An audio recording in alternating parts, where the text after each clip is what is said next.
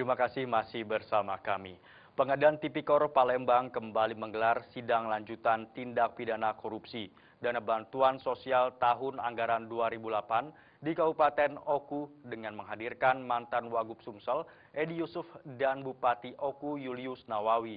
Persidangan kedua ini memasuki agenda eksepsi.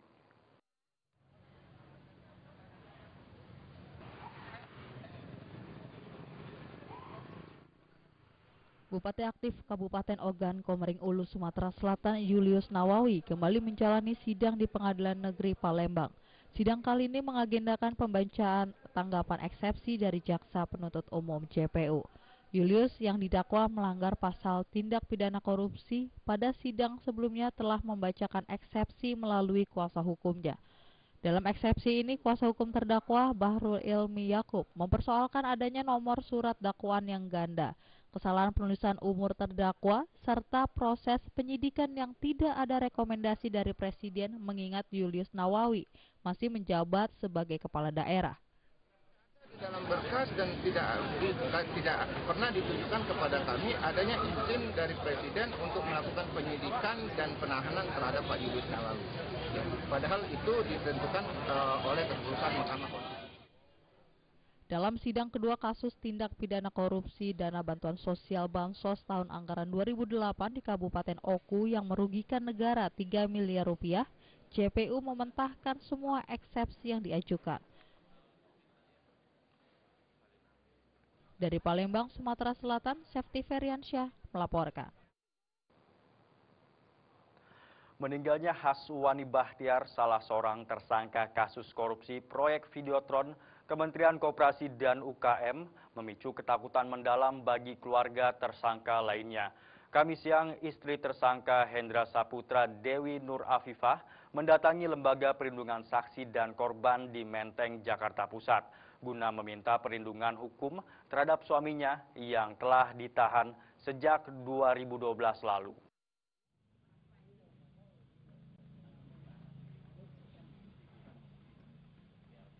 Dengan didampingi keluarga dan kuasa hukumnya, Dewi Nur Afifah, istri dari Hendra Saputra, salah seorang tersangka kasus korupsi proyek Videotron, Kamis siang mencoba meminta perlindungan hukum ke Lembaga Perlindungan Saksi dan Korban atau LPSK Menteng, Jakarta Pusat.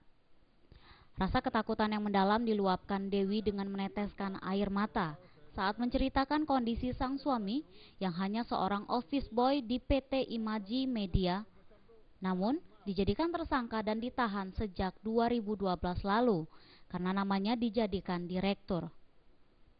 Dewi merasa ketakutan atas keselamatan suaminya yang masih mendekam di sel tahanan, mengingat Haswani yang juga tersangka lainnya telah meninggal dunia secara tidak wajar. Cuman saya tahu suami saya dibawa kejaksaan, terus sekarang ditahan. Sampai sekarang saya belum ketemu sama suami saya di Cipinang.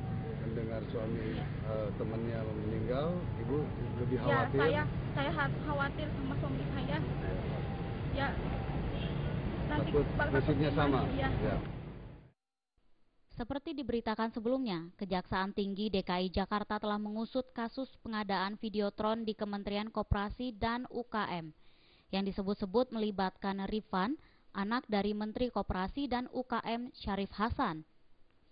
Tim penyidik Kejaksaan juga telah memanggil Rifan yang merupakan pemilik dari PT Imaji Media, pemegang proyek tender Videotron. Dalam kasus korupsi yang telah merugikan negara sebesar 17 miliar rupiah itu, telah ditetapkan 3 tersangka, yakni pejabat pembuat komitmen Kementerian Koperasi dan UKM Haswani Bahtiar, yang kini telah meninggal dunia, office boy P Imaji Media yang namanya dijadikan direktur Hendra Saputra, dan Kasiyadi, seorang anggota panitia lelang. Dari Jakarta, Rizky Nur Muhammad melaporkan. Kita beralih ke berita kabut asap pemirsa. Gubernur Riau Anas Makmun menyalahkan media atas pemberitaan dirinya dimarahi Presiden Susilo Bambang Yudhoyono lantaran tidak hadir pada acara video conference penanganan kabut asap di Riau. Gubernur menilai media membuat berita bohong.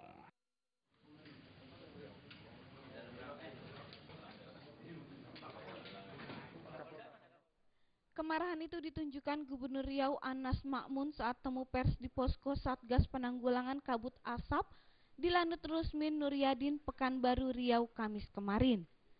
Kemarahan itu bermula saat wartawan membetulkan pernyataan gubernur soal dokumen yang dipakai untuk melegalkan aksi illegal logging. Namun gubernur tidak terima disanggah dan kemudian marah.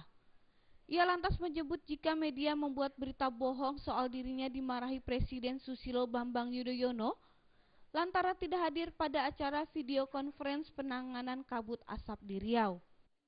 Saya dulu tidak mengapa, tak apa ini, apa buat surat ini. Tanah ini tak betul, apalagi ini kan Talindo. Awak media kemudian berusaha meluruskan jika gubernur tidak puas atas pemberitaan wartawan, pihak yang merasa dirugikan bisa menempuh mekanisme perundangan. Namun diberi saran gubernur justru meminta wartawan diusir. Komandan Satgas Pasukan Darat Operasi Terpadu Darurat Asap Riau Brigjen TNI Prihadi Agus Irianto pun berusaha menetralisir suasana. Namun awak media terlanjur kecewa dengan tuduhan tersebut dan meninggalkan lokasi temu pers. Dari Pekanbaru Riau, Safrial melaporkan. Jangan beranjak dulu pemirsa, di segmen terakhir kami masih memiliki sejumlah informasi. Tetaplah bersama kami.